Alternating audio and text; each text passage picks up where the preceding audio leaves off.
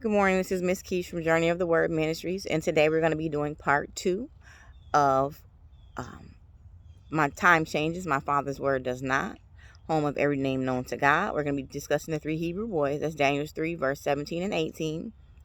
Um, it's their names that we know are um, Shadrach, Meshach, and Abednego. They are three. That is not their real name. That's what I mean about us learning the word, digging, finding the truth behind it, because it's actually a slap in the face. I don't know how to pronounce these. I just learned them. So it's Hananiah, Mishael, and Azariah. The word means God is gracious, who is like God. So Shadrach, Meshach, and Abednego are Babylonian names. They mean command of man God, who is what Aku is, and steward and servant of Nabu. Nabu is a Babylonian god of wisdom, and Nabu is King Nebuchadnezzar's favorite god.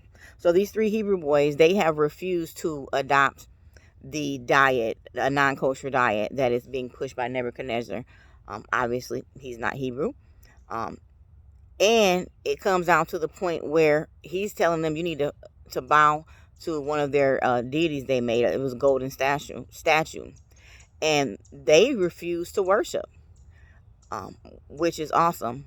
Now you're like, okay, we don't have that here. We're not worried about what everyone has freedom of religion, so it's not a problem.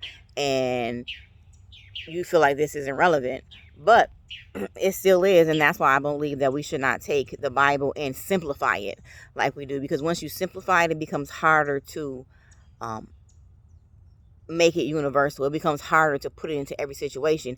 And once it's simplified in our culture, and it loses lack of meaning. So whereas in normal circumstances, in previous circumstances, you can open up the Bible, you can read a scripture, you can read the words. You're not going to know what those words mean. What are you going to do? You're going to go to the dictionary, in our generation, Google, and find out what it means. And that gives you a better understanding. With that process, it has the ability to apply to everyday life. But when you simplify it, it takes out a lot of things.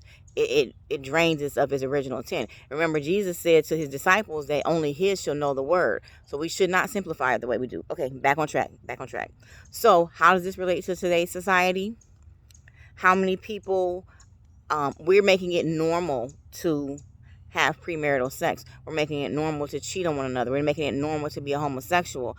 We're making it normal for women to show all of their body parts. Um, Bottom of their behind, front of their private, their breasts, their nipples. Even men now are dressing this way.